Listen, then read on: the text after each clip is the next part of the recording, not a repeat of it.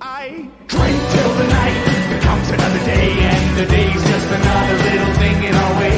There's something about the way you beat me down that I'll never learn. You're the pint of no return, the pain in my chest, the stain on your dress, the glass in my eye. But this life is a joke, and death is the punch. Mothers of Mayhem! Beep beep kids. Welcome to episode 5 of Mothers of Mayhem, an extreme horror podcast. You stoops. Keep coming back. Keep coming back. I can't even explain to you how fucking excited I am today. I have been anxiously waiting for this interview, and it is finally here, and now I am dying inside. Christina, tell me how you feel right now. I am jubilant.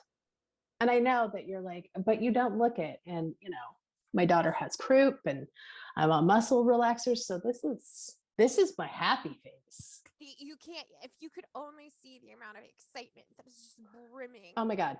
It's like inside of her. It's just radiating off of me in waves. I'm so excited about this interview because he's just amazing. So like, at least we think it's a he.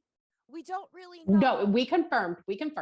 Oh, we did confirm. We did confirm. Yes. Okay. So this Who is person it? is definitely a he. It is Ash Ericmore. Whoop, whoop, whoop. SMASHASS Face Eric's. Smarsh Eric Sharts. Farty smash butt. Oh, that's all I got. Yeah. We don't even know who Smarsh really is, but I'm pretty sure that he and I were in love in a past life. In this life, I am in love with and married to a gorgeous Spaniard, but in a past life, I'm 100% sure I was the lady love of Smash Brains Eric Boobs. And I think I was a servant, so I was in there somewhere. You can't get away from me. I'm like herpes. Can't get away from me. Even in your little fantasy, I'm still right there.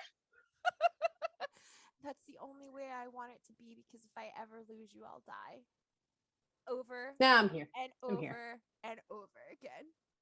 I'll just keep coming in the next life. We are not codependent in any way, shape, or form. No. For None. two people who have actually never met in real life. Nope. But if you leave me, I swear to God, I'll kill myself. Well, I'm sorry, that was very out of pocket. that's when we start getting pocket and unacceptable. I am sorry. But you know, look, it's Saturday. I'm high. Like, you look fancy with your curls. Oh yes, I told you it's date night. So I mean, like, you tell them about Ash though, right? well, I mean, they're gonna see him or hear him very soon. So that's you know, that's true. It's not all about him, you know. No, I mean, we're beautiful. I mean, I don't look like such a dumpster fire today, so I will take that for today. You never look like a dumpster fire, and You're so nice. Stop. You're so nice. You're just prepping for next Christmas, and you're smart to do that. I am not. I mean every word I say. I have never verbalized a falsity in my entire life, nor have I ever been wrong. So that just really scared me. All right. So I guess we'll get back to Ash if we have to. Changing the subject. I'm so good at that. I'm so good at segues. Moving on. So Mr. Ericmore, if I may call him that, lives in Kent, England, by the seaside. He rarely leaves the house, a hermit by any other name. He lives on a council estate. Hiding. I don't even know what that means. Hiding from everyone. Seen once in the shadow of a wildlife documentary. I'm reading this because this is just so much. Many dubious articles have been offered and attempts to prove the existence of Ericmore. including anecdotal claims of visual observations, as well as alleged video and audio recordings, photographs, and casts of large footprints. And you know what they say about men with large footprints? Oh, I'm here for it. They have. By large the feet. way, he has killed over 200 people. Yes, he is the founder of Ericmore Church of Splatterology, of which we both are devout followers. Oh, yes. It's a cult, and I am so into it. You're so ready to sacrifice yourself for this cult, and I'm just over here like, oh yeah. I'm like, I'd like to see your sources, sir. Also, he can rarely identify an ass from an elbow, and he's a dingus. He's a dingus. See, since it's probably even more important to include for this episode, do you want to give the people our standard warning? I feel like this is going to be fun, guys. So be prepared. With every episode, let's do trigger warnings, content warnings, spoilers. There will be language that will be used that you may not be comfortable with, as well as topics. A lot of Ash's stuff is very heavy with sexual assault, minors. So if you're not comfortable with certain triggers, this may not be the episode for you, and we'll see you in episode 6. Yeah, we're not sure that those things are going to come up, but they could potentially. Oh, they will. I'm going to be talking about them. This guy has written like 1,010,000 books. You're such an exaggerator. You know it's only 1,000,009. God. Yeah, well, he has one coming. Yeah, and he just had one come out yesterday or the day before. Yeah, well, and that was like his second one in 7 days. Because on the 10th, so just so you all know, we are recording this on January 15th. Mhm. On January 10th, he released Candy Boy, which Mhm. is book number 7 in the Smalls family series, which actually And the final is on the final of the original Smalls family series. And then what did he drop? Flesh and Pleasure 2, which the acronym is FAP, which is hilarious to me. This motherfucker. Constant.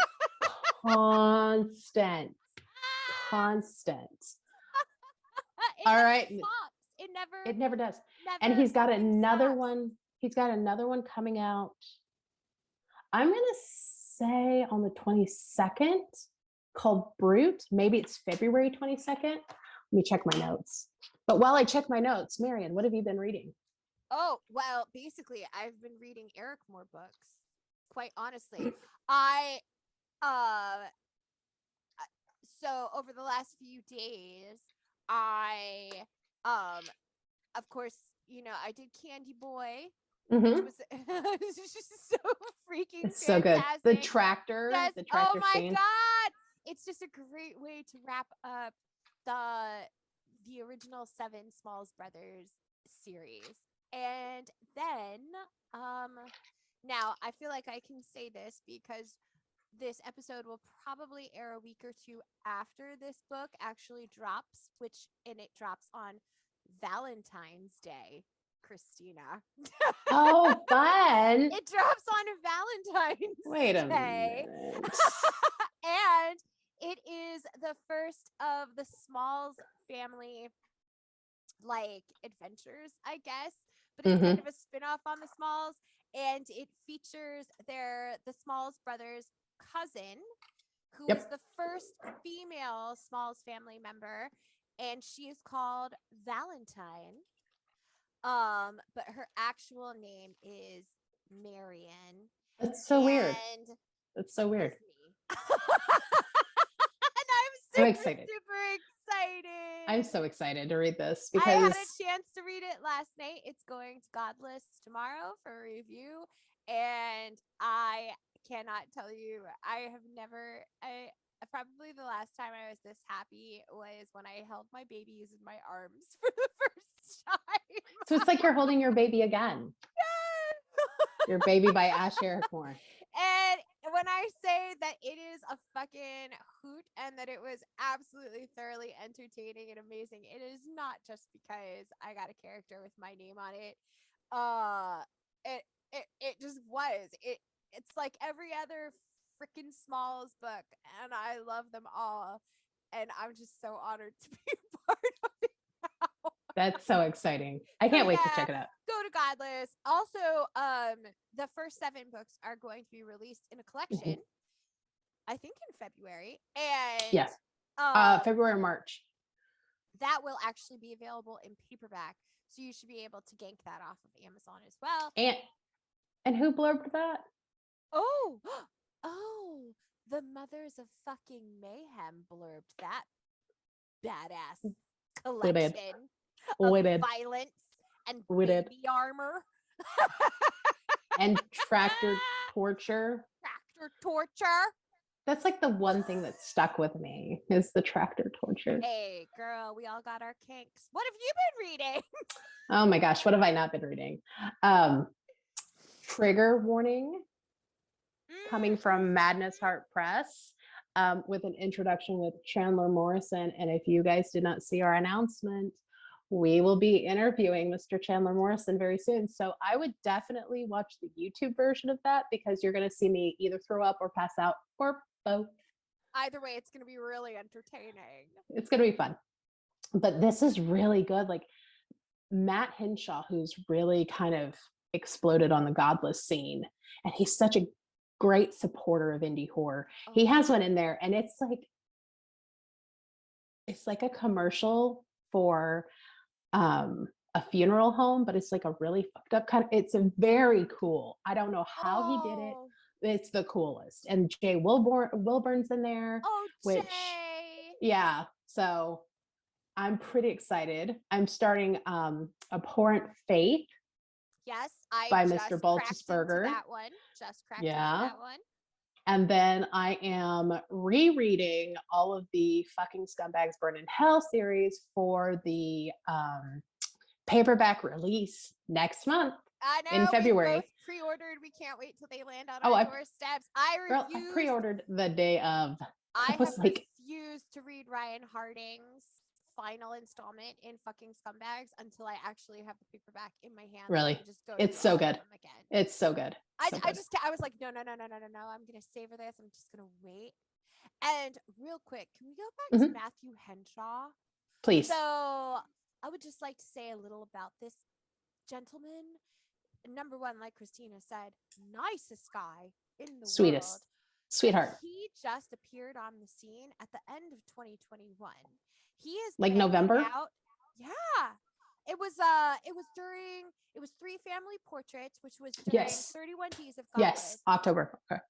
This man is incredibly talented. Yes. He is banging out these short stories, short novellas that are fucking brilliant. And he writes body horror, and bizarro body horror better than, I mean, he's up there with Matt Clark. I think he has potential to go the route of Carlton Mellick. Like, he's just amazing. So if you have not read any of Matthew Henshaw's work, we cannot encourage you enough to go to Godless and get them. They are super short, so of course you're looking at like 50-cent offerings. All of them are. But they're either 50 cents or free. He is a talent to be watched. Like, holy F. He's amazing. And he does like a offshoot of Godless Angels randomly too, where he'll like pick one of the authors and attach like a $50 gift card for them to help get their voices out there, kind of like I do. If people don't know, I do Godless Angels. And we just do it to amplify voices and to kind of get the stuff into more people's hands, especially if you're paying 50 cents for something and you could win $25 or $50. Like, shoot, yeah. Right. $25, $50 on Godless can keep you going for 6 months. I buy my own personal gift card every month of $31, and it takes me through the whole month. Yeah. So for $31, you can pretty much get every single thing in their catalog for that month. Yeah. Which is fascinating. Every new release. Yeah. And sometimes others, because you're like, I've got $2 left. Well, funny enough, that could be anywhere from 4 to 6 books. Yep. So Yep. do it. Do it. Well, my darling Yes, dear. dearest. Yes, dear. Should we bring Ars Macklemore into the Zoom room? I'm so ready. I'm so ready. All right, darlings, here we go. We'll be back in a moment.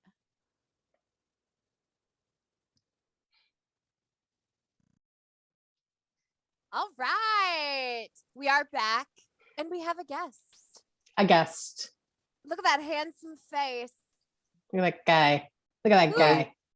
Who is this person? We don't know. We don't actually know. What is your name, sir? Ash Ericmore. Ash Ericmore, one of my favorite people in the whole world. Thank you so much for doing this. This That's all right. is the first time Ash has agreed to do any interviews with anyone, so we feel like super privileged right now. Oh yeah. Oh yeah. So you gave us a bio, and we shared that bio with the people. Oh dear. Do you want to introduce yourself and provide any extra information? No, not really. I really don't like talking about myself. So if we could just talk about other people for the next hour, that'd be cool. Yeah, no. We'll throw random. We'll just throw random tidbits about you as we talk about others. How about that? Yeah, okay. Now I'm a writer. I write whatever vomits out of my head, and it's always disgusting. And I did count earlier, and I've already forgotten, but I think I've written something like 38 books in the last 2 years. And hi.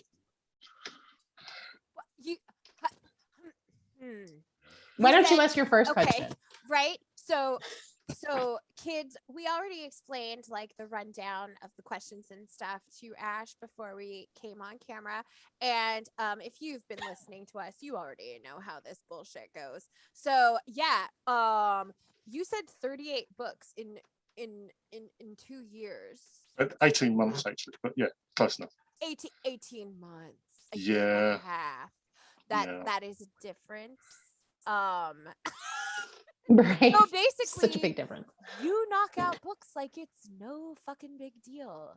And we're talking multiple books a month. Like in the intro, we just talked about the fact that you just dropped Candy Boy, and then you just dropped another book yesterday, like within 4 days of each other. You do nothing but cause me pain.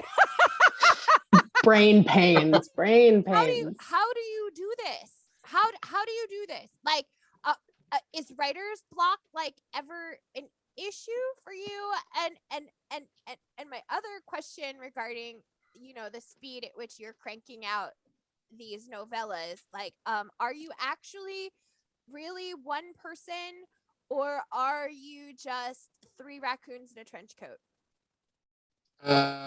Well, actually, I'm 200 squirrels in a bear suit. That's a whole different story. That is a whole different story. I knew it. Didn't I call it? I called it. I Everything, knew it. Everything makes everything makes so much more sense now. This is like the shortest interview in history. No, it's just me. I do it all myself as well. I do all my own editing and my book covers and my formatting. And that's why the books probably don't make sense sometimes. But no, it's just me. Yes, I do get stuck sometimes, and I'll go for 2 or 3 days and not be able to write anything. What can I say? When I am writing, I'll do 2,000 to 3,000 words an hour, and I put in my newsletter that went out last week that I'm always working, and I am always working. So when I'm sitting watching TV, I've usually got a plot in the back of my head, and I'm thinking about this, and I'm thinking about that. And so consequently, yeah, I'll put down 2,000 or 3,000 words, and it's usually fairly usable. So yeah, in an evening, I can put down sometimes 10,000 words. And that's how I get it out. That's how I get that quantity of words out. And I also go for quantity over quality. So if I just write enough, eventually everybody will accidentally read me at least once. That's a great. I like that. I know. I mean, that's I like dig a that. totally decent strategy. It really is. My follow-up question to that answer is, what drugs are you on? All of them.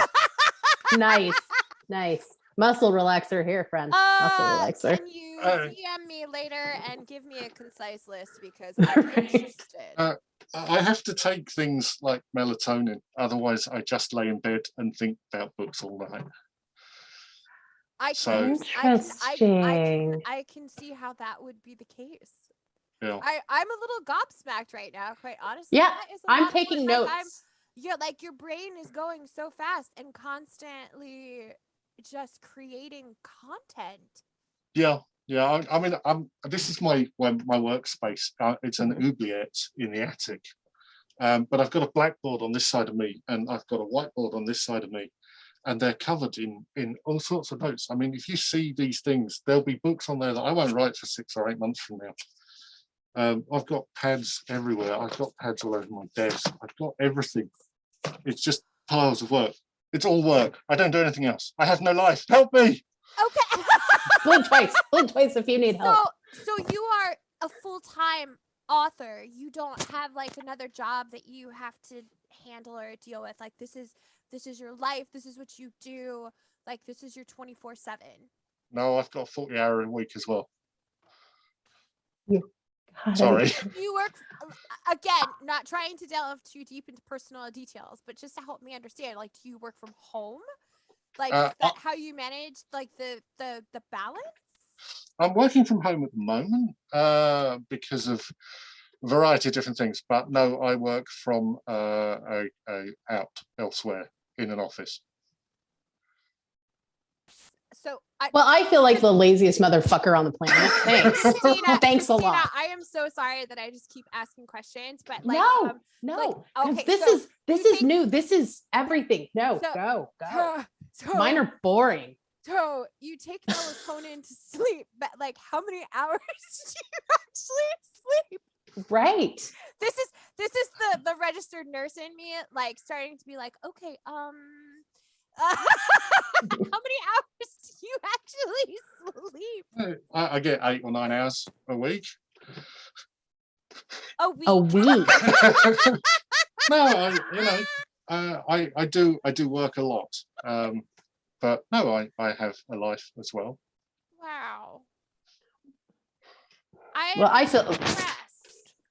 I'm so lazy. Like I just feel lazy. I'm lazy. Wow. You're not lazy. Lazy. I've got a problem. I've got a problem too. It's called sitting on the couch being lazy. I was gonna say, don't we all? That's my problem, friends. I don't have a job. Christina, I don't. you have a job. You are a full-time mother. Ew, no, I'm not. I send those little brats to school all the time. Bye. You're somebody else's problem now. Then I come back and work on podcast stuff. That's what I do. Yeah, that's actually just so you all know, like Christina is like 70% of this podcast. It's hard work running a house. Funny. And this house is like twice the size of our old house. So like I'm still getting used to like just the square footage is insane.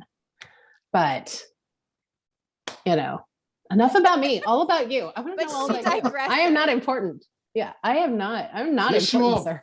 Yes, you are. Hit him with a question, girlfriend, because my brain has so many. Like Marian and I were talking again, there's nothing about you. So like nobody knows anything. So we can hit you with like the most asked questions and they're all new. So my first one is, who are your literary influences? Oh no. Okay. Sad face. Oh, dang. What? That's like the easiest question.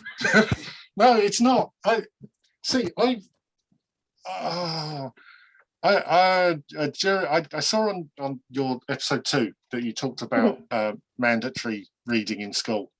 I'm assuming they still have mandatory reading here, and I have no idea what they read at the moment. But I had to do Lord of the Flies, and Macbeth, and Dickens. They were what I had to read.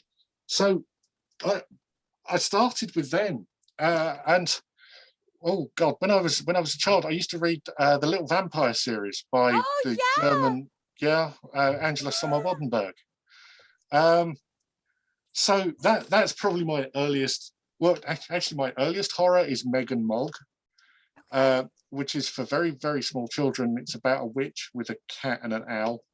I can't remember much about it because it is for 5-year-olds. But I've got that, and then there's a Blur where I didn't read very much, and I've read Stephen King and I've read Clive Barker, and they all influence a bit somewhere. You know, it's I can't sit there. Everyone always goes, "Oh well, I'm going to point at Stephen King." Well, I can't, because I've read 2 or 3 Stephen King books, and they were all right. His writing's good. What more can I say? I've read some Clive Barker. I got halfway through. I'm not going to say which one of his books, but I got halfway through one of his books and went, "Oh, I can't be arsed with this." I've seen the film of that book and its 10 sequels. May have given away which book I'm talking about there. And I love them. I just there's no big squishy thing I can point at to say, well, that's what I've done and that's what I love. I didn't even read Splatterpunk or extreme horror until 2 years ago. I didn't even know what it was. I'd seen Carlton Mellick about and looked at his covers and his titles and gone, "That looks stupid, I'm not reading that."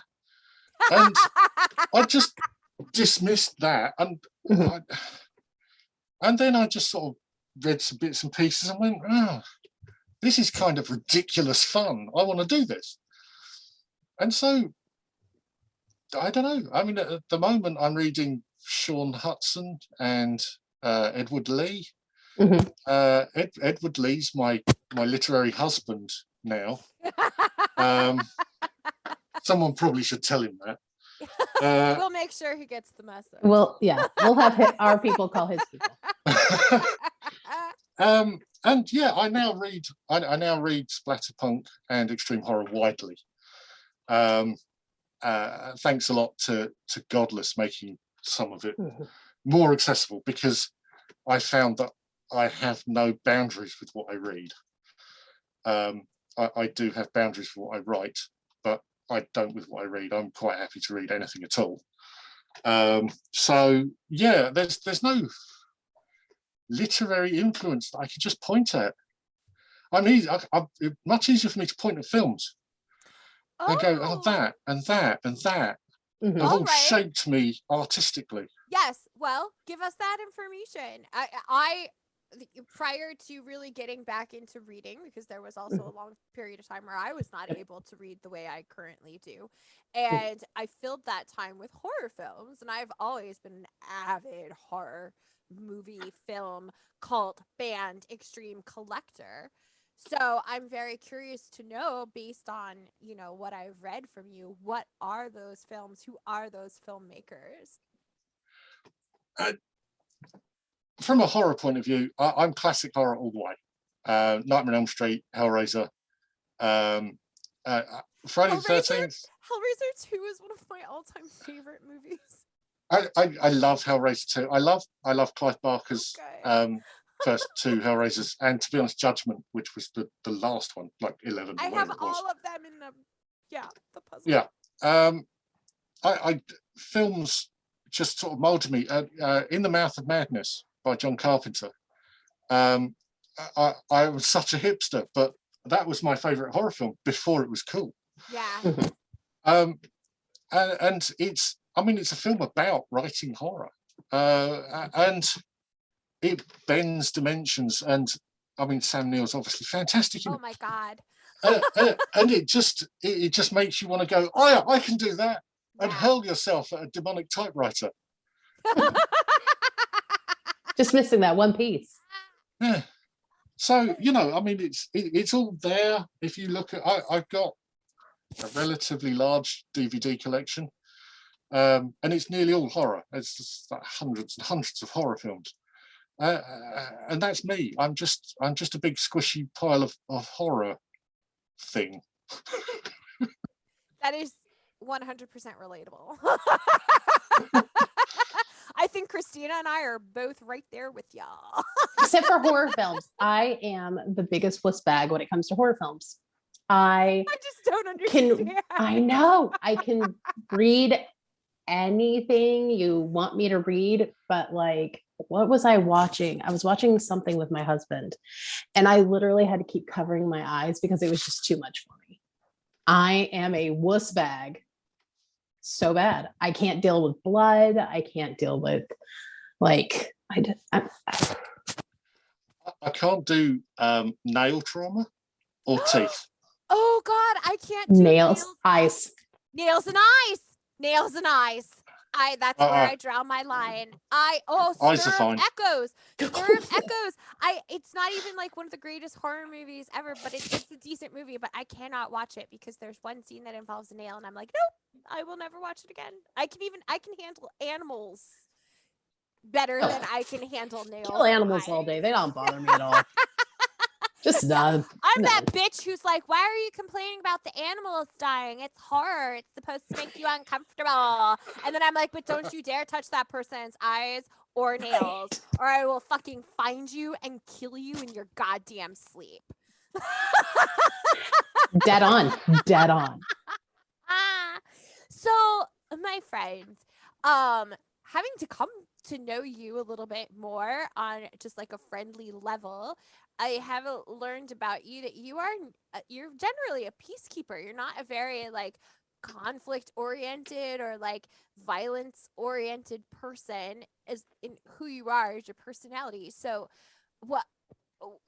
your books are ridiculously violent. Is right? Do you think writing is your way of venting those more subversive thoughts and feelings? Like, what made horror your thing, and where does all of this imagery come from? I don't know at all. That's okay too. Honesty. Yeah. It's just there. Yeah, I mean, we've all had a bad day at work and come home and gone, oh, I think that person's going to die horribly. And, we've written that, or we've written that about somebody who said something to us online that we didn't like, or whatever. But I don't know. Hello, tiny child. Bap him away. Sorry. He can't hear anything. Don't worry. He can't hear anything. I've forgotten what I was talking about. Oh, I'm sorry. I don't know. Damn it, Clark. It's all Clark's fault. The horror. Where the horror comes from. What I am is nothing like what's on the page. I am completely harmless, in so much as anybody can be. But I don't know, just the ability to think up things that you can do with knives, and just things you can jab them in, and things you can do to people. It's just fun. It's just fun. And so that's why most of it's comedy. Oh, and it's such good comedy. Well, it's funny that you... Go ahead. I was just saying, that's funny that you mentioned, because you do a lot of dark comedy. Like, I was listening to Sick Fucks, and when I tell you that I was laughing out loud, and my husband was like, oh, what are you listening to? And I was like, Sick Fucks, Sloppy Seconds. And he's like, what the fuck is wrong with you? Like, just the title alone. But you have a way of taking a very dark, heavy scene. Like, I I think it's the second one. I read them back to back, so correct me if I'm wrong here. The second one with the little boy. Oh, yes. And yes. for some odd reason, I mean, it's horrific. But you place little tidbits in there where you're laughing while this little boy is killed. And you can't help but laugh. And it kind of makes you kind of question yourself while you're listening to this, how you can laugh at something, but you put it in there so brilliantly. Well, some of that's RJ Bailey, because he's got a voice like butter, and I don't think I can imagine anybody else doing those words. It's good. He's good. He is fantastic. But I mean, kids, what are you going to do? I don't have children for a reason. I've had many. No, sorry. I've had many. No, I mean, yeah, and a lot of it is a very British sense of humour. It is. So I know that several people have commented to me online that my book's disgusting and vile, and I shouldn't be allowed out in public. And those people are bitches. We'll hunt them down. Don't worry. But we'll hunt them down. If you take what I've written on face value, and if you're one of those people that thinks the author is anything like what they write, then yes, I probably should have been locked up a long time ago. Right. I mean, you've only got my PO box address. I could be recording this from a cell. Right. Wow, that's a really nice cell. I don't know how. You know what? Everybody else's prisons are better than the U.S. So I can see it. I could definitely see like the cushy chair and this, the laptop, whatever you're working on here in America. Babies. Little babies. Kind of to offshoot off of this, like one of your greatest and most well-known sequences occurs in the fourth Smalls family book, Bliss. And it involves Adam Smalls using cellophane tape to attach actual living babies to his body as armor. Yes. Where the fuck did that come from? No one was more surprised than me. I wrote myself into a corner, and I got him up, I think, onto the floor above, and he grabbed the pile of drugs and ran downstairs, and I went, oh no, I'm only halfway through this book. I've got to do something exciting and bizarre. So hence the baby suit was born. It is 100% my most favorite thing I've ever read. The imagery, again, that these babies are gonna die, and you're laughing the whole time because not all of them. Not Backy, but not my boy Backy, my sweet angel baby. But I mean, having knowing what is gonna happen to these little babies, and still giggling through it. Oh my God, I don't know how. My ass off. I was laughing so hard. I was crying. Because of the imagery. And I'm a mommy. And I'm a lawnmower mom. Normally I'm super don't fuck with the babies. But oh my God, I was dying. It was the best. What happens if one of those babies were gonna grow up to be Hitler? It's okay. Exactly. All of them were Hitlers. They were so it's okay. Hitler. Except for Backy. And that's why he survived. Except my boy Backy. And we did warn people that there would be spoilers, so it's not gonna be a surprise. When I talk about Smalls family for Bliss, I basically sell it to people by saying, there's baby armor. Dude tapes babies to himself as armor. Hello. That's a great selling point for it. A dir. Go ahead, Christina. I'll let you take You know what? I've got one more question. And my biggest question is, being the international man of mystery that you are, do you keep a lot about yourself? I mean, pretty much everything about yourself, completely out of the sight of your fans and your readers on purpose, because of your job, or is it just you kind of don't want to let that part of yourself out. I swear to God, if I get that sad fucking octopus one more time. Ah!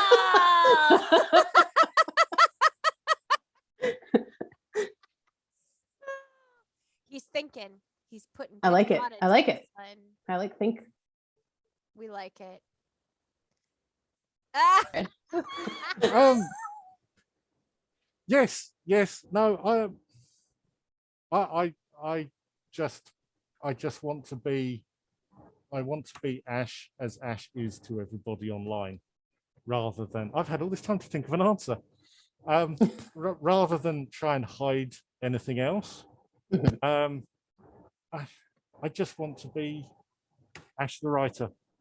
So that's what I am, and that's what I let out. So But I kind of dig that. Like, as a reader, I love that. I love, even though it's frustrating from a like research standpoint, as a reader, I love it. I don't know anything about you. I don't know if like you're, a serial killer and you're writing your books and, you're leaving clues, or if you're, I mean, there's so many directions that we as readers and fans can go.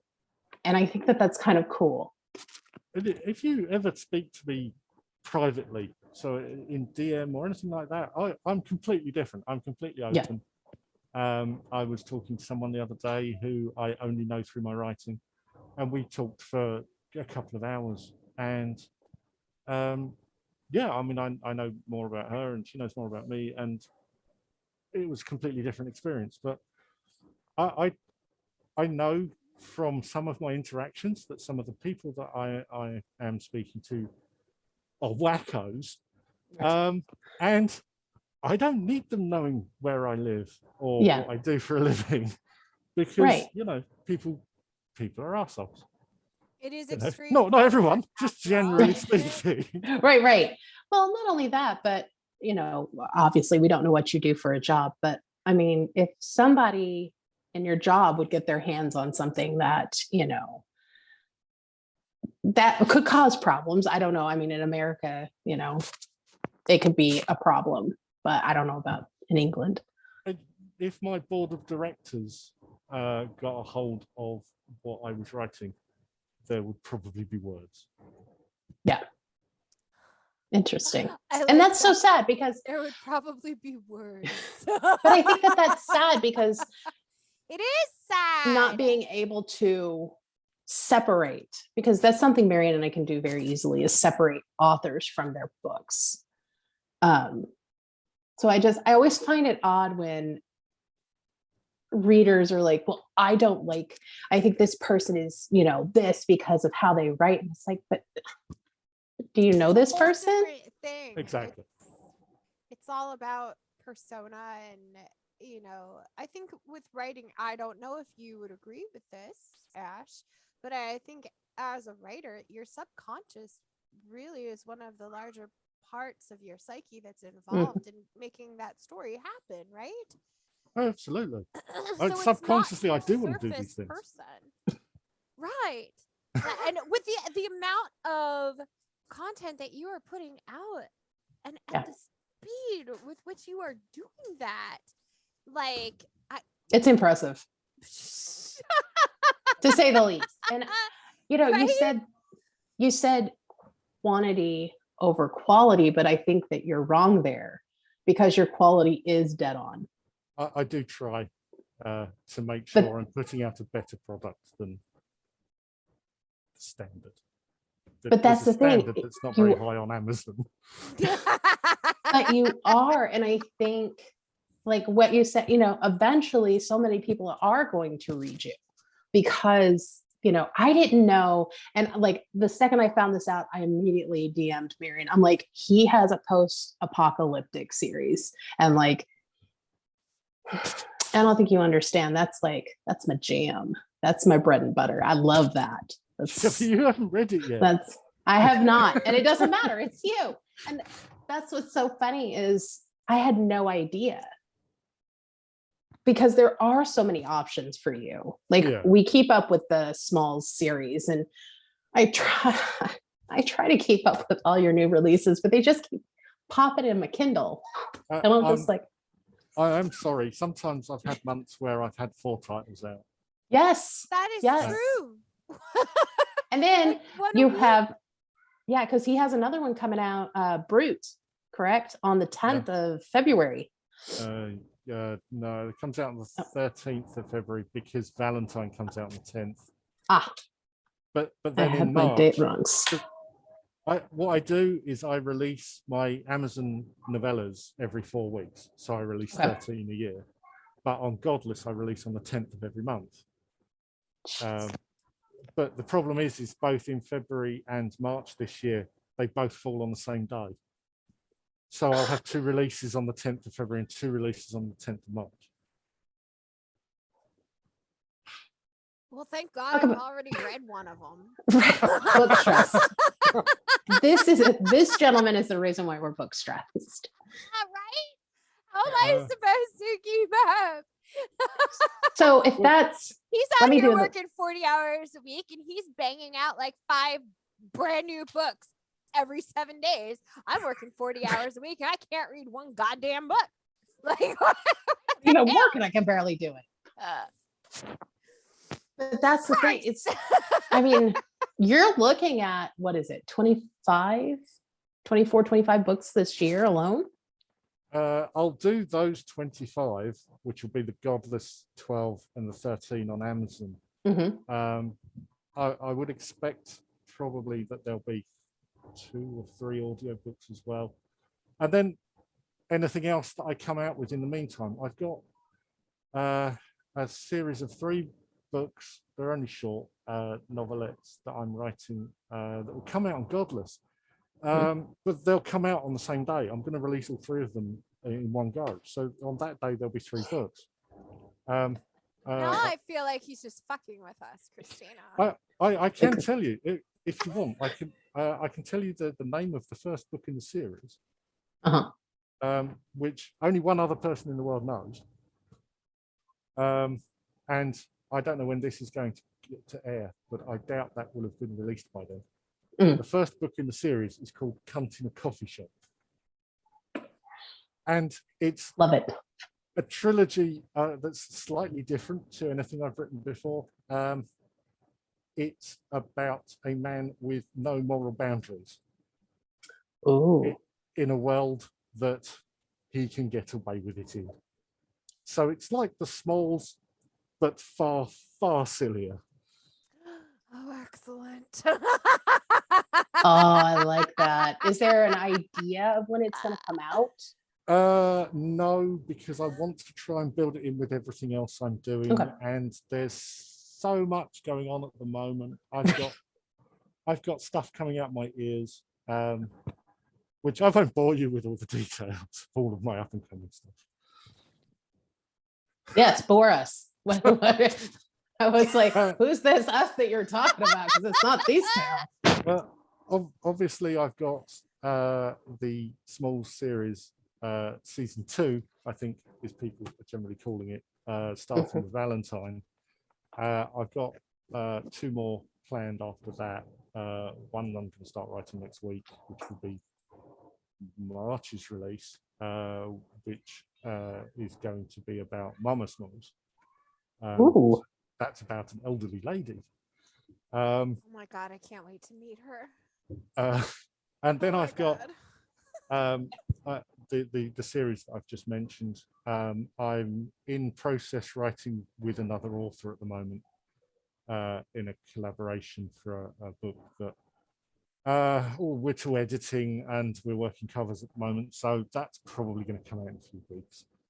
Can you give us a hint on who you're writing with? Gotcha. It was worth a shot. It was worth a shot. I will take that sad octopus this time because it was worth trying. She is a stunningly good author.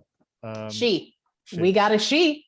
And I'm extremely lucky to be able to work with her, and she's the driving force behind this. And yeah, I'm super excited. I'm super excited. If she says who I think she's going to say. It's probably I won't wrong. say it. I won't say it. I won't say Okay. it. But I have You ideas. don't- I have okay. ideas. I've got. We'll I'm in the talk middle. later. Okay. I'm in the middle of writing another novel. I've plotted the final part, I think, of Empty Earth, which is the post-apocalyptic thing. It goes on. It goes on. Also, I'm writing erotica now under the name SMASHASS Ericface, apparently. Hot. That's just a hot name. Like,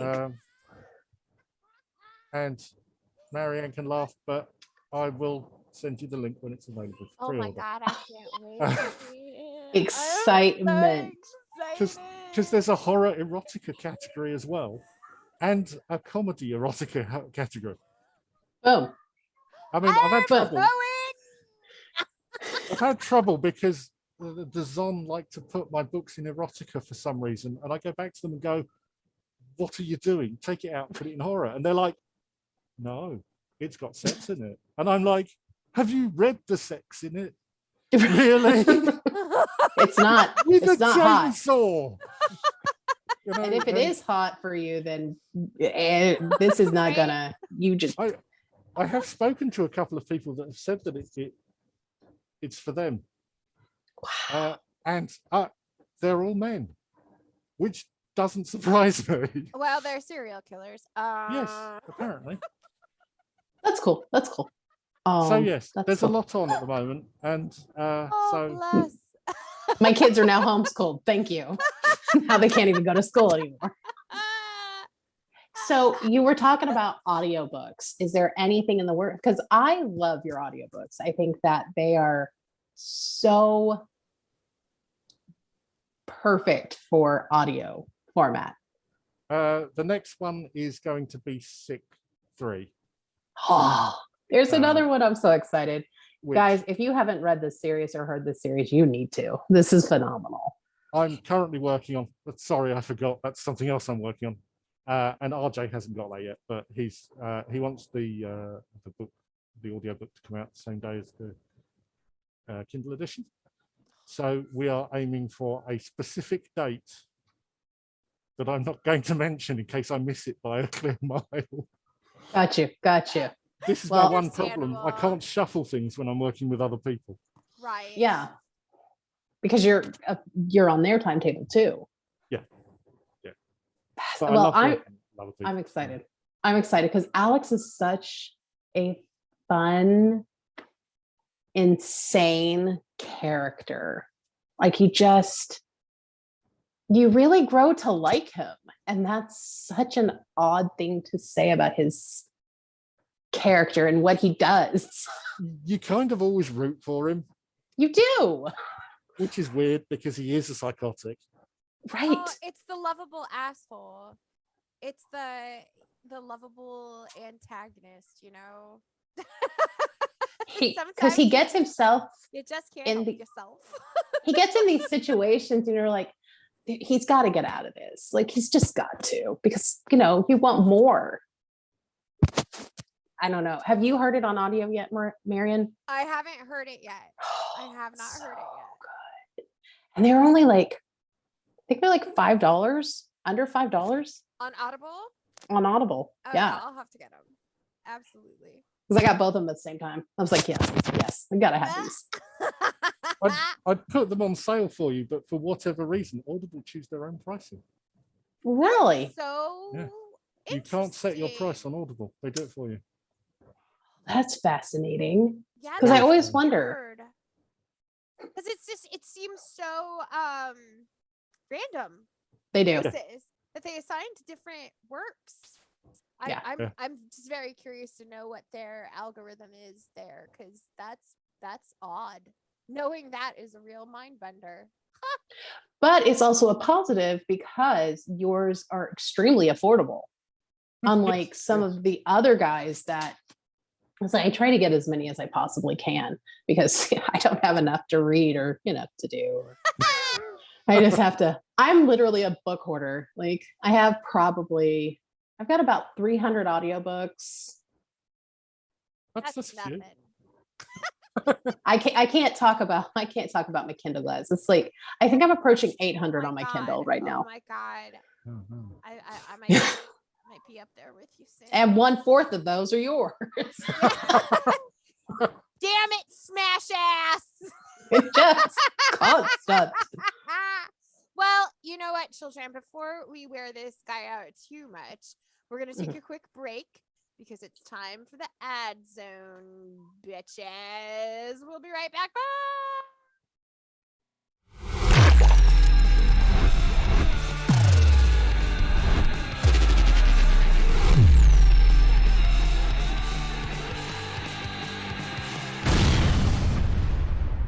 Hey kids, looking for a way to affordably access the best and wildest independent extreme horror currently in existence? Godless Horrors is the place to be. Go to www.godless.com to gain access to thousands of extreme horror and splatterpunk books from the genre's best and brightest independent authors. Godless Horrors offers every title in their catalog in a variety of formats to ensure compatibility with your favorite digital reading device. Strapped for cash? No worries. Godless has a fantastic collection of free titles ready for instant download, with other titles in their collection rarely exceeding $3 to $4. Again, go to www.godless.com or download the app and tell them what the fuck you're looking for. Come join the Godless tribe today. Forever delightfully deviant. Forever godless.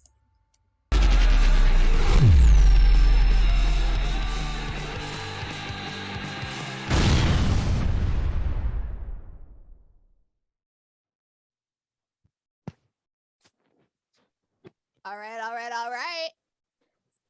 Ash Ericmore, it is time. It is time for you to face the rapid fire 4. Christina, tell them all about it. 4 questions, 4 answers, 0 time to think ahead. We'll need an answer immediately, or you will face certain death. Have you seen Labyrinth? yes. I do that. Sorry, was that one joke. of the questions? I do that. No, it's not. It should be. It's just my explanation that I do that damn joke every fucking episode. Would you like me to quote it to you? Oh my god. We could probably do the whole movie together. Because I already mentioned the oubliette that I work in. Yeah. I love that movie so much. And again, I haven't seen that in forever. We will talk later. All right. Are you ready? Christina's going to go first. Hit him. All right. Which of your characters do you identify with the most and why?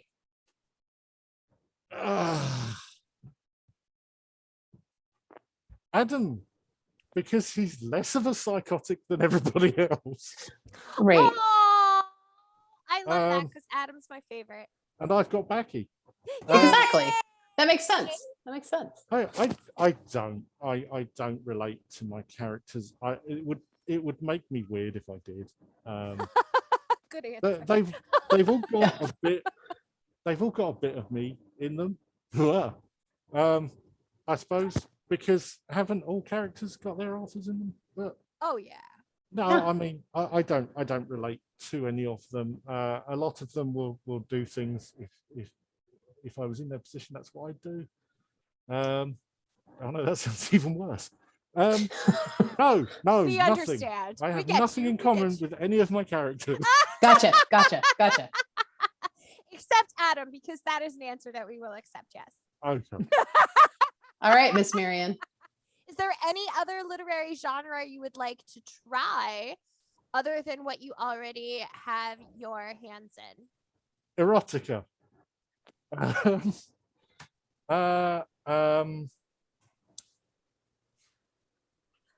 Science fiction interests me, but I don't think I'd be very good at writing it.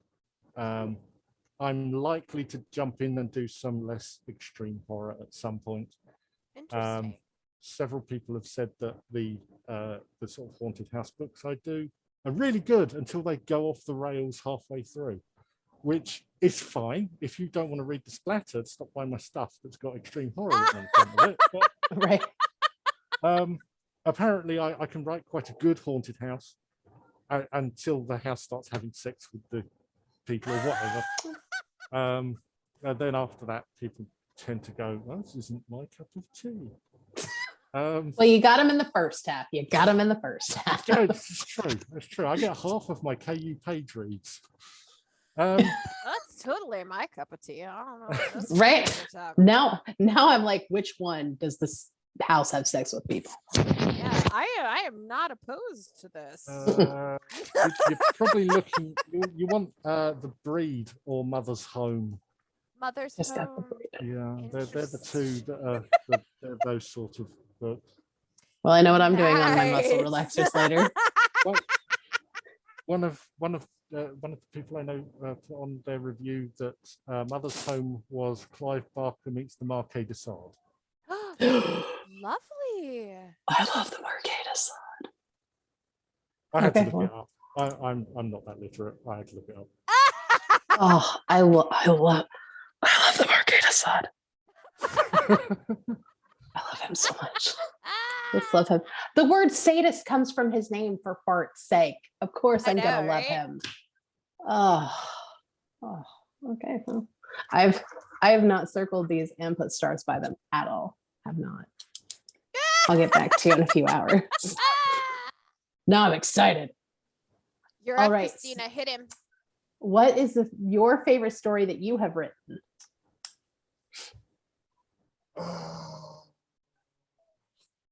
Out of the 500. Right. 573 that you've written.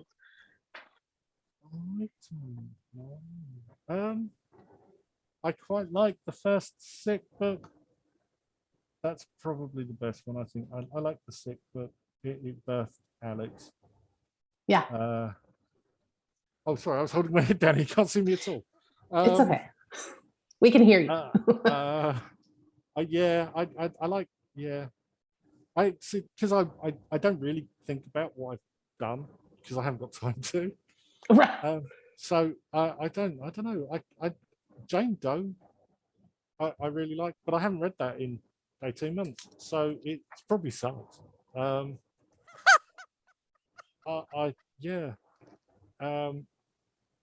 No, I'm gonna have to go with Alex. I'm gonna go with the first Sick book. I quite like the third Sick book, but I don't think people are going to resonate towards it quite as much unless I do some changes. Well, I will get it. Don't you worry about that, good friend. Because I gotta have it go with my little stash already. Her Ericmore collection. I do. He's like, oh, you could pre-order this, and I'm like, fuck yes, I will. Don't have to tell me twice, good sir. And I thank you for that. I thank you for that. I can't help it, like, because it'll pop up on, it'll either come up on Facebook or it'll hit a notification, and I'm like, right. Simple. It's easy. It's like one button I gotta push. It's the easiest thing to do. And they're like 99 cents. So, like, yeah. I try to keep the price down. So I mean, even if it's not your cup of tea, I have a book budget every month, so I get there's Fat Baby. Hello, Fat Baby. Yes, join the party. Continue.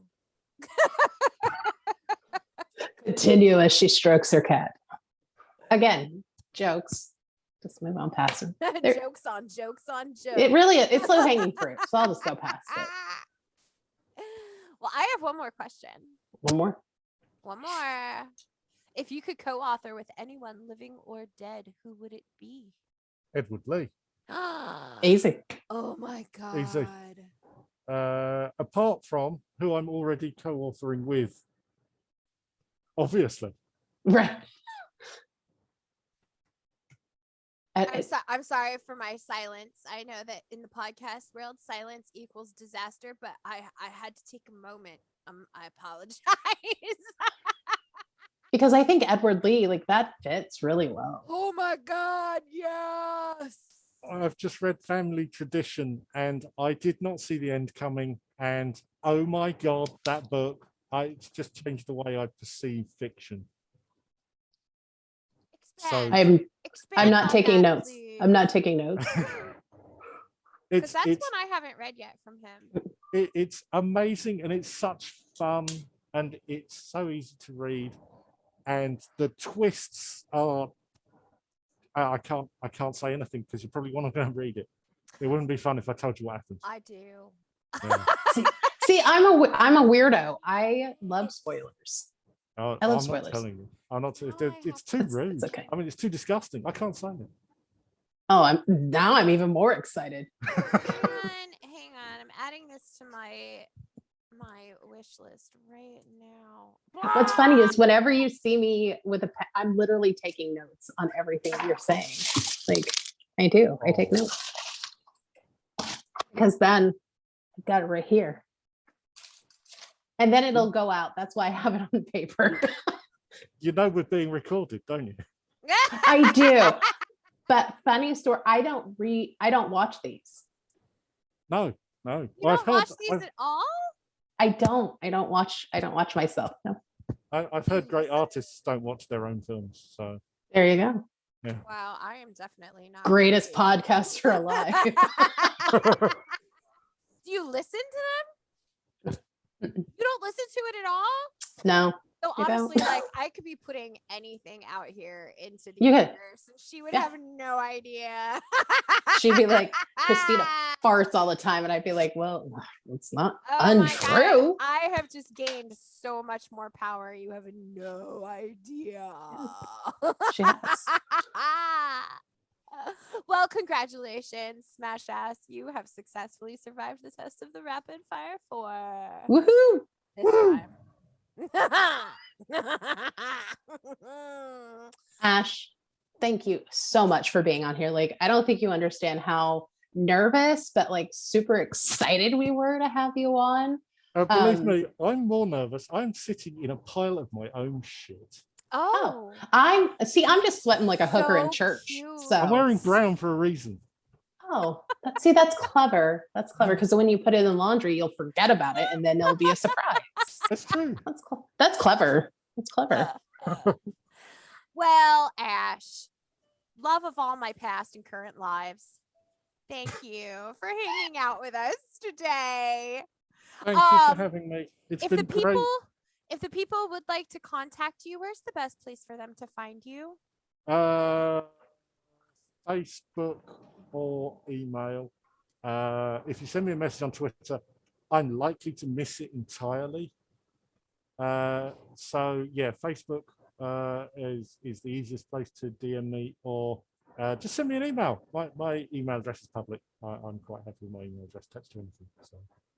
And just so people know, do you have a place you prefer they purchase your work from? Or would you like to direct them as to the best sources to find your work? If it's on Godless, buy it on Godless. And if it's not on Godless, buy it on Amazon. Because literally they're the only two places that my books have sale. Apart from if you want to have something signed from me, then just send me a message. I will send it anywhere in the world for actual postage costs. However, it's a bit prohibitive at like £20-25 a book to post to the US at the moment. Gosh dang it. That's Especially the as worst thing it- about being on different continents. A lot of it is the hotel prices for Belgium, where apparently everything sits for a week until it gets to the US. It gets its own vacation, so you have to pay for its vacation. So if you want to read it and you want to read the paperback, yeah, if you're outside of the UK, the best place to buy it is obviously Amazon. If you're in the UK, then to be honest, there isn't much in it between buying it from Amazon and buying it from me. And you get all sorts of interesting free shit when you buy things from me, because I put all sorts of things in the envelope. So if you are in the UK, please take advantage of that. Contact him directly and get those books. And I swear to God, I will not curse you for all of the free goodies and stuff that you will get. Somebody's going to get backy when they buy a 7 Smalls book, because I'm not fucking keeping it. That's not fair. Well, I already told him I want a signed copy, so it might be mine. Who knows? Might have my very own Becky. Damn it. Because I told him, I was like, I don't give a shit how much the postage is. Like, I gotta have this one. It's gotta sit on my shelf. And not just my Kindle shelf, so I can look at it like digitally. I mean, I'll have both of them, but because I have to. It's the principle of the It's the goddamn principle of it. Well, for more information on Ash Ericmore's full bibliography, please refer to today's show notes or come join us on the Mothers of Mayhem official Facebook group. Ash is a member, and so you can chat him up there as well. We do have a merch store now. The link for that can be found on my personal link tree or through our pinned posts on the FB group. I am popping new designs on there all the time, and any revenue we earn automatically goes back to improving the quality of what we are bringing you every other week, plus our new projects, which are the intimate chat with mom projects. Christina's doing the one-on-one interviews. I'm going to be starting a series of panel discussions that I'm really excited about. You can find the links to our various social media accounts in our show bio. As always, please send your questions, comments, and most especially all of your brilliant insults to our email address, momextremepodcast@gmail.com. That is m.o.m.extremepodcast@gmail.com. And do not forget to send your dildos to Christina. This is very important. Please don't. No, Please you don't must. And if you need her mailing address, just DM me. I will give up that information in a fucking heartbeat. Right. Thank you, military base. Always.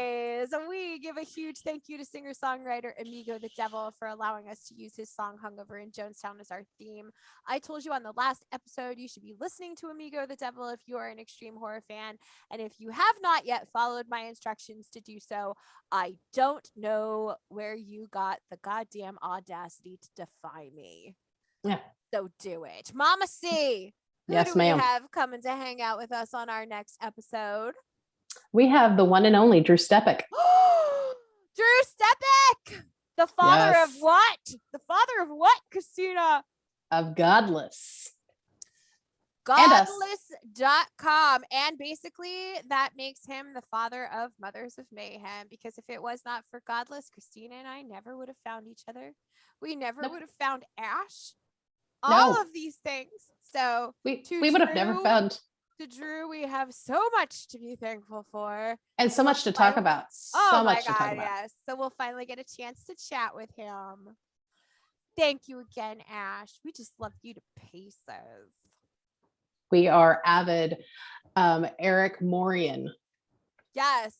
Scholars here. Like we said, this is a cult that I am so into. She's ready to be sacrificed. I'm ready to take up donations. Okay. Just take me the fuck out. I am ready.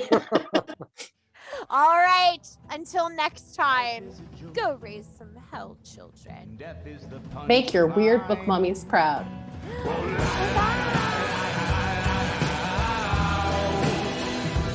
Life is a joke. Death is the punchline. Oh, la, la, la, la, la, la.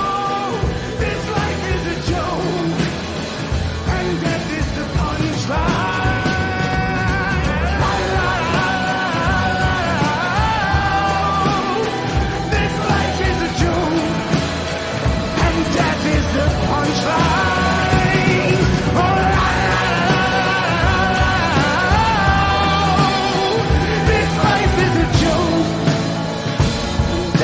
the punchline.